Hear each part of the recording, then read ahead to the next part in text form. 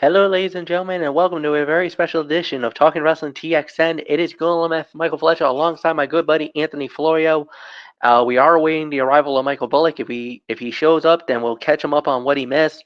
If not, then we will probably see him on Tuesday night for the Cerebral, for actually Ridiculously Raw. Ladies and gentlemen, tonight we are going to be recapping Clash at Paris that went down early this afternoon. From Paris, France, that was exclusively on Peacock in the United States. If you had Netflix throughout the world, and traditional pay-per-view if you were lucky enough to get that. So let's just dive right on in. The first fight of the night that we did have was Roman Reigns going one-on-one with Big Bronson Reed. Winner of the bout in 22 minutes and 5 seconds was the OTC. Roman Reigns winning the matchup. A hell of an opener, man. This was amazing, man. I got to say at least 4 stars. And the thing was, the body of work was amazing. The action was plenty.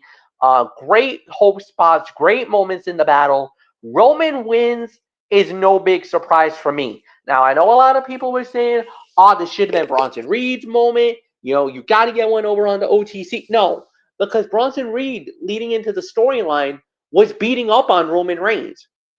You remember, he stole his shoes not once, but twice. So Roman needed to get the win.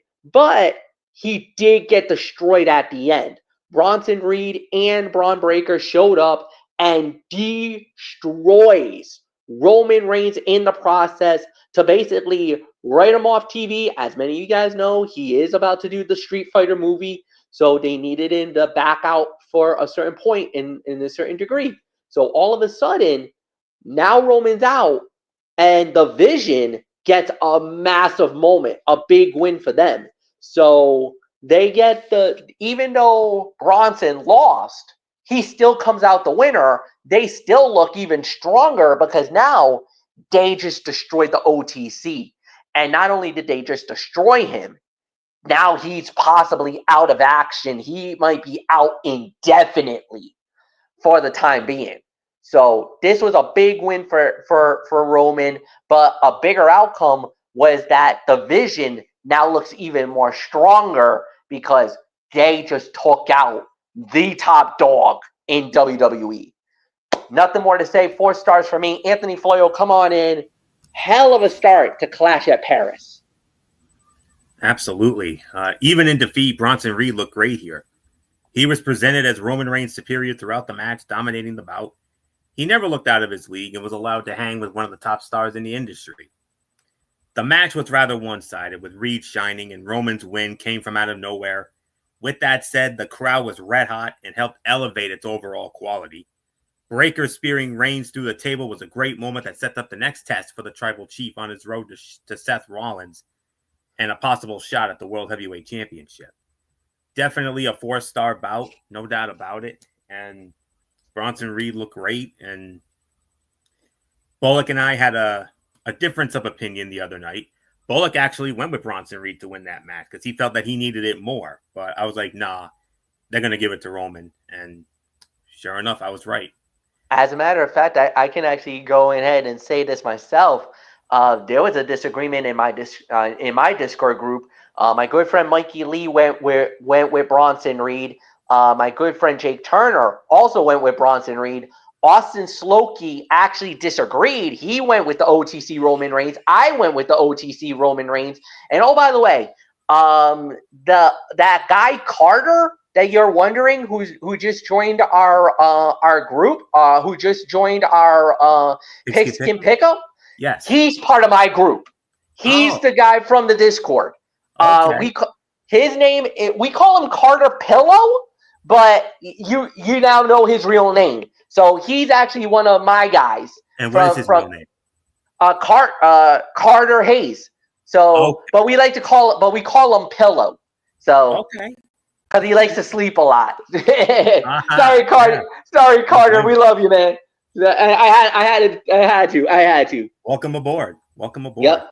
So, And if any Yeah. any of the others want to join, they're more than welcome. Absolutely. Well, I did send it out on their Discord group, on their football chat. So very good, nerd, very good. Thank you for coming on, and we're recapping the Clash of Paris right now. So we just got through the first bout of the night, which was Roman Reigns over Bronson Reed. We both agreed 4 stars, and now we're getting into the next fight of the night, which was for the WWE Tag Team Championships, as it was the Street Profits versus the Wyatt Six, winners of the bout in 13 minutes and 10 seconds, and still the WWE Tag Team Champions, the Wyatt Six, Anthony Florio. It is all yours, my friend.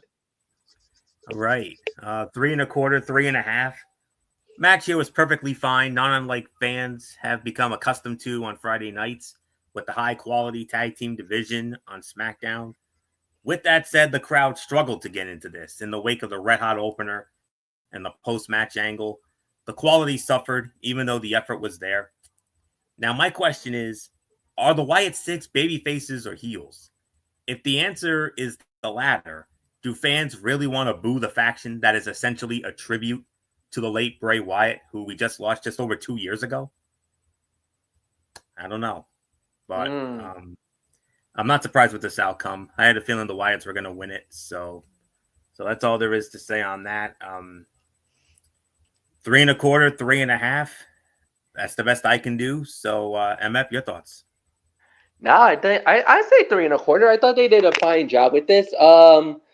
You know what? Actually, Nerd says the Wyatt Six rules, and he actually classified them as anti-heroes. I kind of feel that way. I kind of feel it. All right, I can give you that. Nerd.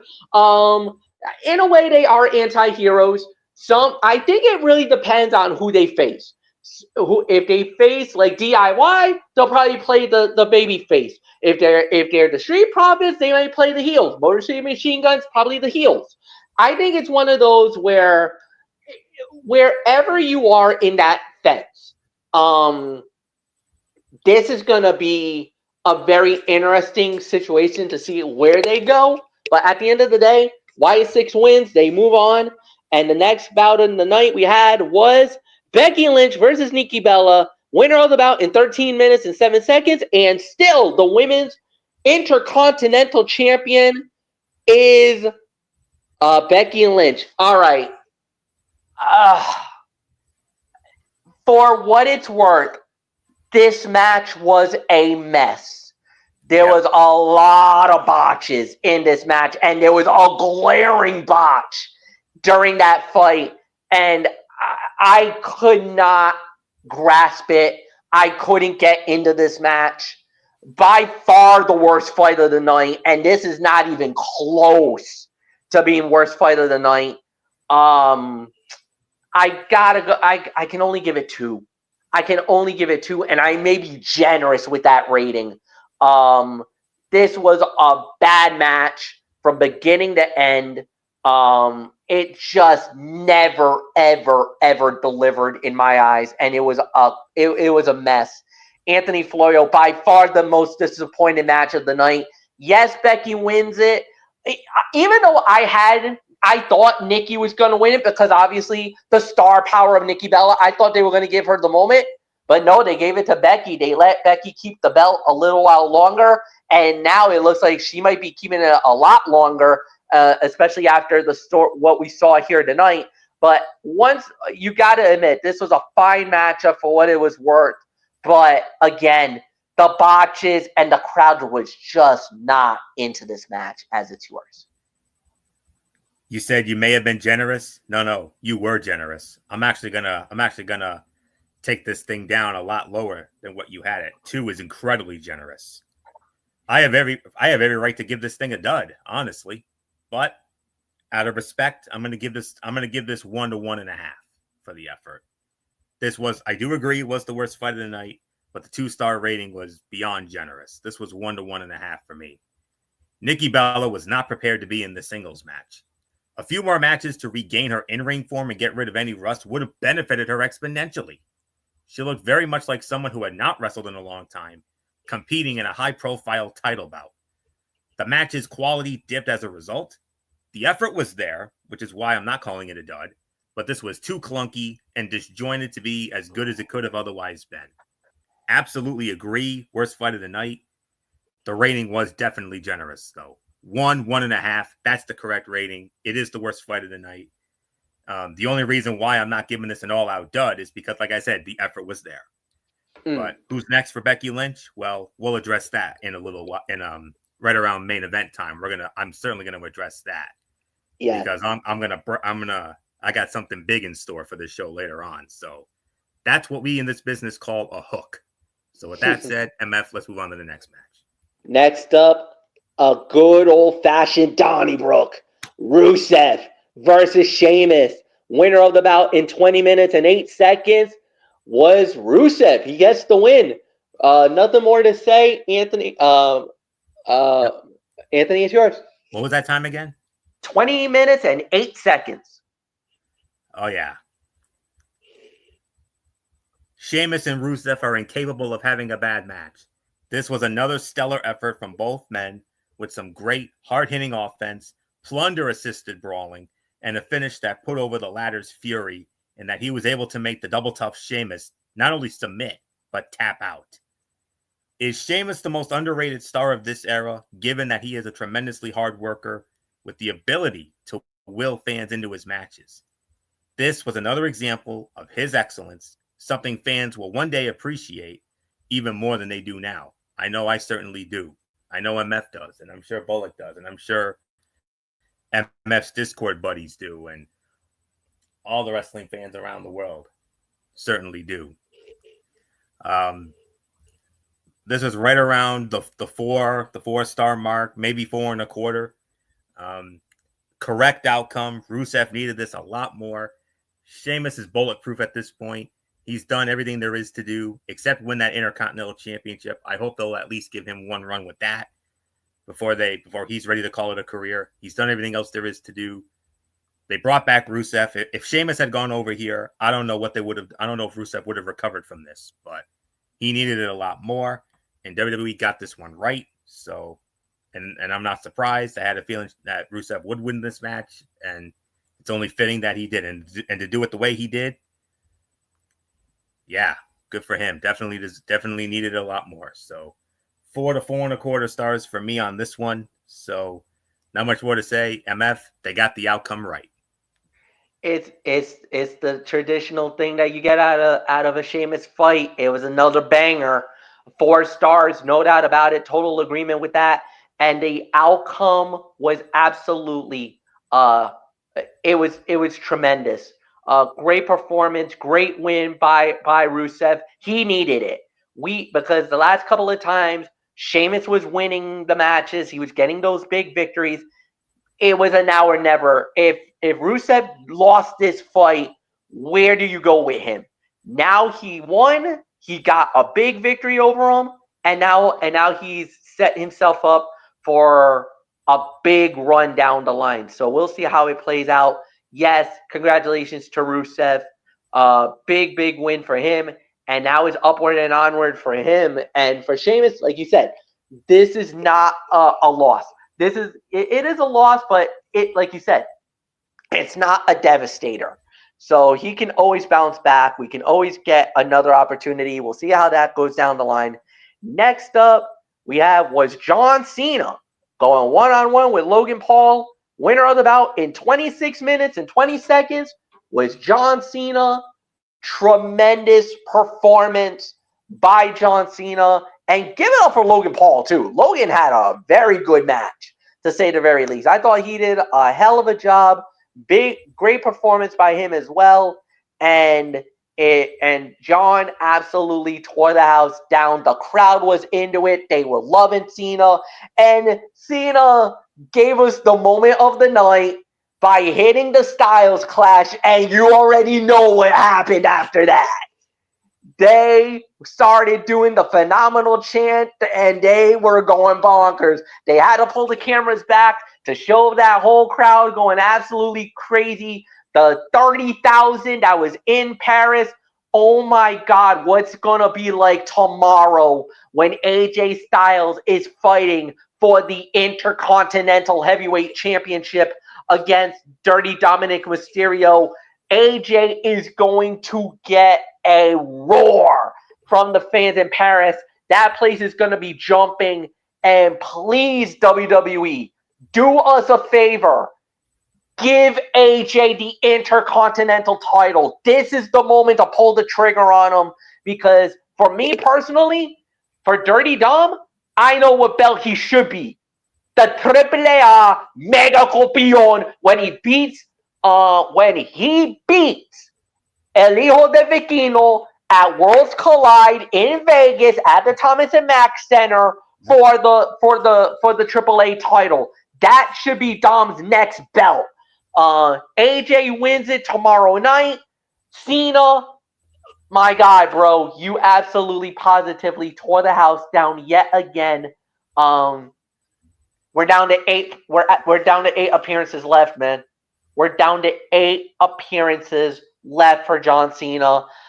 He did say that he needed to give a nod to AJ Styles to show some love, because unfortunately for us, we're not going to get AJ versus Cena. He has already confirmed that. WWE has confirmed that in one of these final 8 appearances, unfortunately, Cena will not be facing AJ Styles. It is not in the cards, to say the very least. So, really, nothing more to add. Cena was amazing. Another 4 to 4.25 stars. You can even go 4.5 if you want to. I don't blame you for that. Super Cena, dominant again. Nothing more to say. Yeah. Florio, it's yours. How about that crowd during the entire match? Yeah. This is why I love Paris. This is why I love the internationals. I mean, it's not just during this match, but the entire event in general. I mean, of course, the one thing that they do that really gets us riled up in a good way, when they do the simplement do on the 2 count. I mean, I heard you snickering a time or two during that, because that's what you were doing.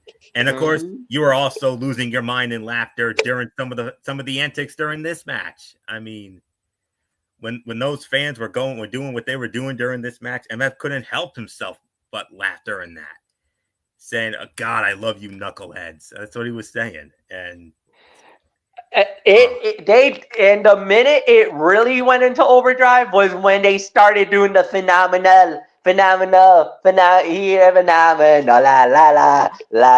la. I was like, oh my God. I just couldn't help myself at that point. They even did a special song for Triple H. Yes, they did. Holy hell. 30,343. This is why everybody's been saying in the last few months, or since they've been starting to do these international shows, they gotta take away these pay-per-views in the United States, put these shows out in Europe, put them in Australia, put them in Puerto Rico, put them in Mexico, put them outside of the US. Monday Night Raw and SmackDown should be strictly for the United States. International pay-per-views, or PLEs, is the way to go now. The only time you do a pay-per-view, maybe you do a Big 4 or WrestleMania. But other than that, pay-per-view should be outside of the United States from now on. Absolutely. If we're going to get crowds like that, I mean, absolutely. So, man alive. But anyways, you said something about if I or anybody were to go 4.5, you wouldn't be upset. Well, guess what? I'm pulling that trigger. This was 4.5 stars. I can't disagree with that. And I'm even going to go as far as to call it the fight of the night. I mean, this was entirely different from Logan Paul's normal fare, as there was no incessant cheating or interference from his entourage. He wrestled here, showing what he could do between the ropes against the biggest star the industry has produced in the last 2 decades. Whether you like the guy or not, and personally, I don't. And you know the reasoning for that. But when it comes to his in-ring ability, I do have a million times respect for that. Absolutely. I more than respect his in-ring ability. I just don't like him as a person. That's it. Anyways, very strong match overall. A bout that did not rely on bells and whistles, but instead allowed both men to showcase their abilities without any unnecessary distractions. The crowd was red hot. John Cena worked double time. Logan Paul turned in his best performance in months, and the result was a bout that more than lived up to the hype. Cena's breaking out moves from stars of his past, including Chris Kanyon, Christopher Daniels, and AJ Styles, were nice tips of the hat to those he has encountered, competed with, and alongside, and who may have had an impact of his career on his career at different points, if that was the intent and not a coincidence. 4.5 stars, my fight of the night. And for John Cena, MF, this is here's a little Tony fun fact for you. This is John Cena's 99th premium live event victory. 99.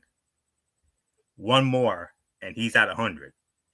He's not going to catch the all-time record. The all-time record is Michael Bullock's all-time The Undertaker. I believe he has like 107 or 108. And I think Cena is second on that list. I think Triple H is third. I think he had like 92, and I think Randy Orton had somewhere like around 80, 90, somewhere in that area. Cena's one win away from 100. And you know he's gonna be working WrestlePalooza next month. And I'm already going on the record right here and right now. I believe this is where we're gonna get him and Brock Lesnar. Yeah, I think so. I think so. It's the first premium live event as part of the new ESPN deal. They're going, no pun intended, they're going all out for this show. Because we all know the competition has a pay-per-view on that very same night. Yeah. In Toronto. Featuring one of their all-time greatest tag teams, Edge and Christian, Adam Copeland, Christian Cage. They're going up against FTR. And who knows what else they're going to have in store for that show. But I've heard along the lines of a possible double main event. Brock Lesnar versus John Cena, and Cody Rhodes versus Drew McIntyre for the WWE Championship. I've heard those. However, after what we saw in the main event, which we're going to get to, I think there's a possibility of a potential third major main event for that show. I agree. I think, and if it is, oh my God! I think the internet could break if we get that third main event, because I think it's very possible now. And the third, I do believe. And if that does happen, WWE is hell bent on making sure that people, that come September 20th, people are talking about them, not the competition. Yes. And what we're talking about, ladies and gentlemen, is our main event of the evening, which was for the World Heavyweight Championship, a fatal four-way, as it was Seth freaking Rollins putting the title on the line against CM Punk, main event Jey Uso, and LA Knight. The winner of the bout in 24 minutes and 29 seconds, and still the World Heavyweight Champion, Seth freaking Rollins, thanks to the help of Becky Lynch, because earlier in the night, Adam Pearce was angry Adam Pearce was so pissed off at Bronson Reed and at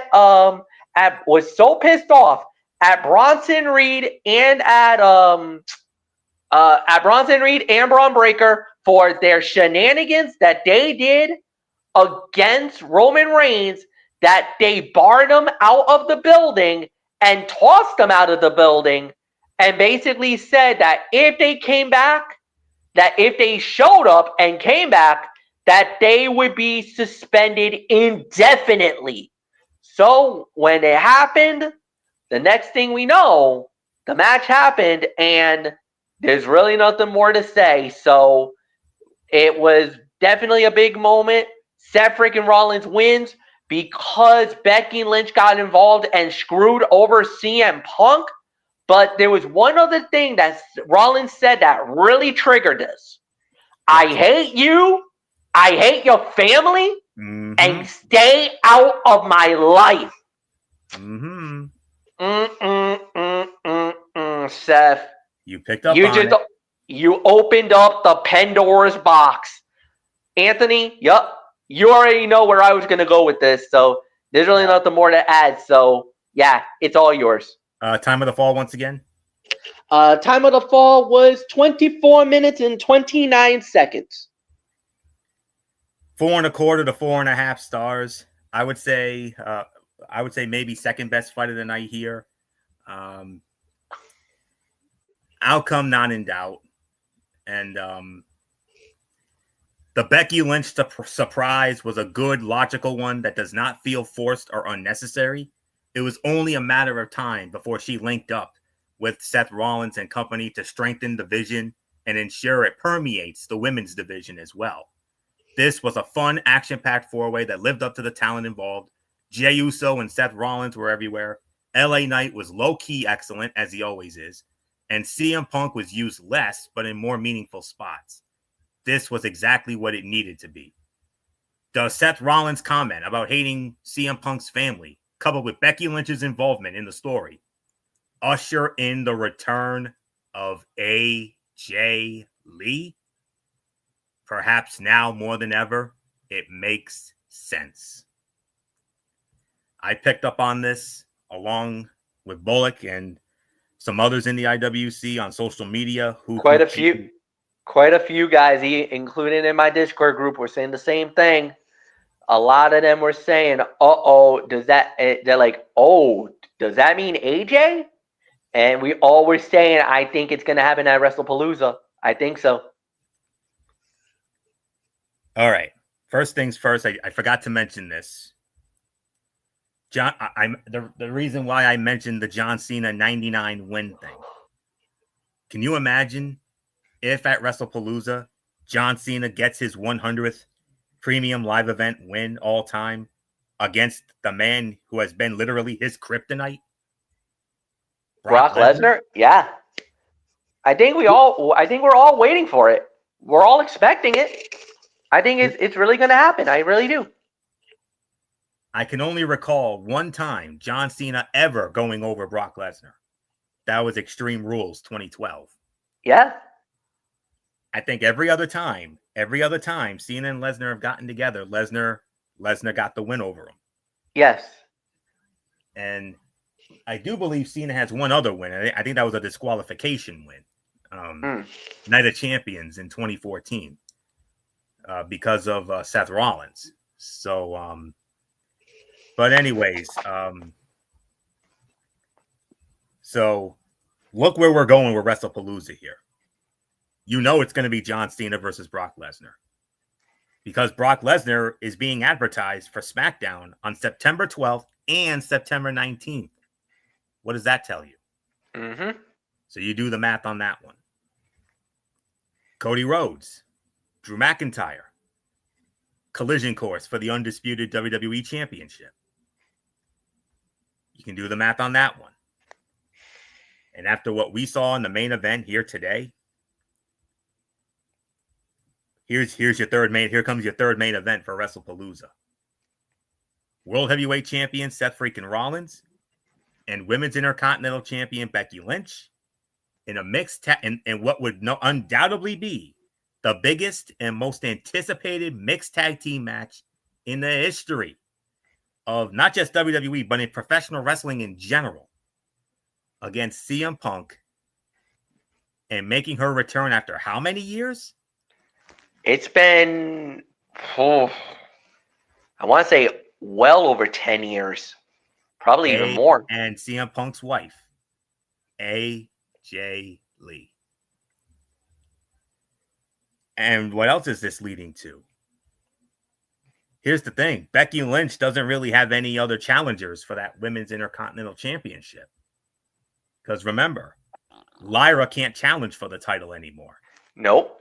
After Becky got knocked off Lyra at SummerSlam.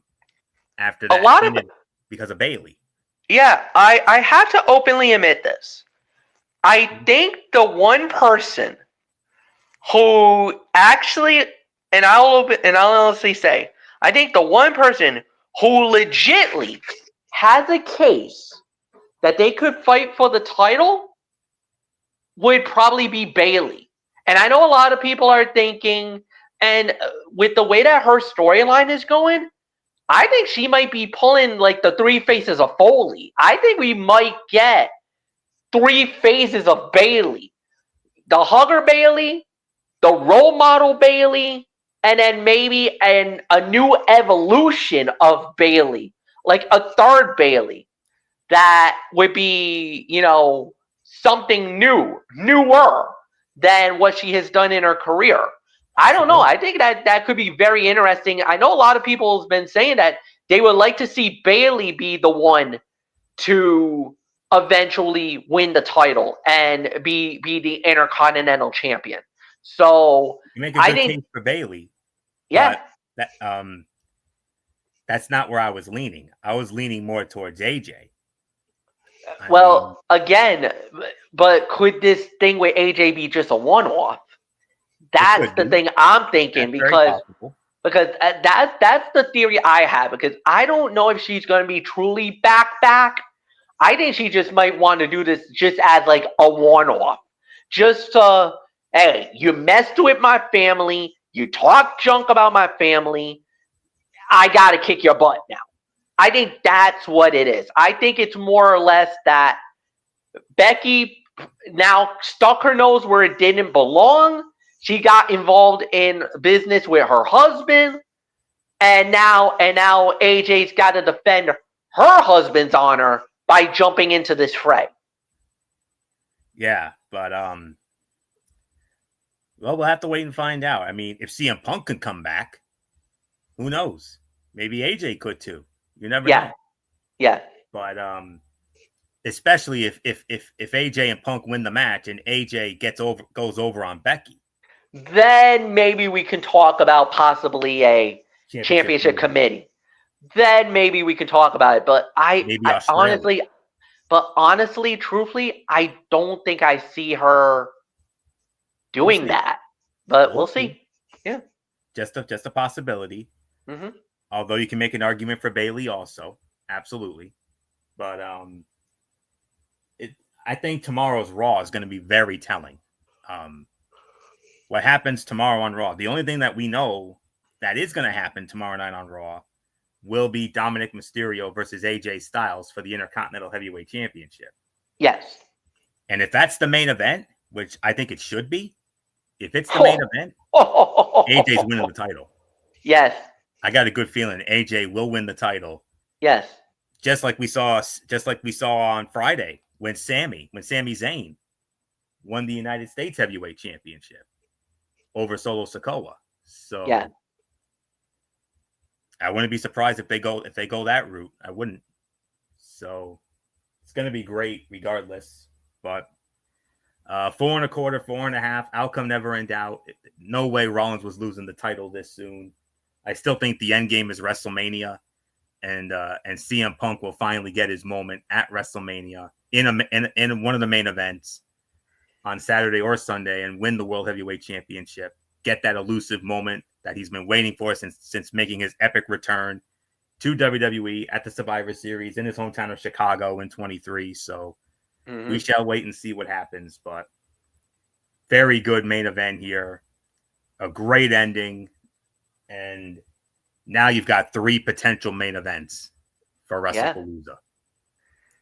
And they're making this already as the biggest event of the year. As a first off, it's the first event under the new ESPN banner. Yep. And 2, because of who they have to deal with that night, the competition, it already sets up to be one of the biggest events ever. Yeah, no doubt. Yeah. That's why they booked it. So we'll see. And it's in Indianapolis, and on top of that, you got McAfee coming back. Yep, Pat McAfee will be there as well. Absolutely. So I totally agree. What was your rating, Anthony? 4 1/4, 4 1/2 for the main event. All right. I would give it about the 4 1/2. I totally agree with that. I won't call it fight of the night because I think the Cena match was definitely better. Yes. But my friend Nerd here he actually pulled the trigger. He gave this 5 stars. Wow. So hey, props to you, my friend. This was an incredible matchup, no doubt about it. We'll wait and see how it plays out. But yeah, Monday Night Raw is going to be nuts tomorrow night. Overall review, Anthony, you lead off. Oh man, excellent show. I got to give this in excess of 8.5. Agreed. This was a fun show with some great effort from top WWE stars such as John Cena, Logan Paul, all 4 men in the main event, Sheamus and Rusev. There was good, if not great, wrestling across the board, and the main event ended with a significant occurrence that makes sense and was not just for social media engagement. This felt like a wrestling show more than a spectacle, which is a nice change of pace. Could there have been more developments across the board to help this show stand out? Sure, but the crowd was red hot, and they were happy with what they were given. How the company follows up with a short turnaround to WrestlePalooza on September 20th bears watching. Like I said, we got 3 huge main events coming out of this. John Cena, Brock Lesnar. Cody Rhodes, Drew McIntyre, Undisputed WWE Championship. And if all goes well, Seth freaking Rollins and Becky Lynch versus CM Punk and a returning AJ Lee in what would be the most anticipated and biggest mixed tag match in the history of wrestling altogether. Yeah. Good luck, AEW. Good luck. You're going to need it. 8.5 for me, and Matt, take it home. I'll go the 8.5. I thought it was a very good show. I thought they did a really good job. Yeah, I totally agree. I thought all the action was incredible. And yeah, thank you for what you did, Paris. We can't wait to see you tomorrow, 2 p.m. Eastern time on Netflix live because they are in Paris. So it's an earlier start time, folks. So it's going to be an afternoon start, and then obviously we go from there. So, yeah, nothing more to say.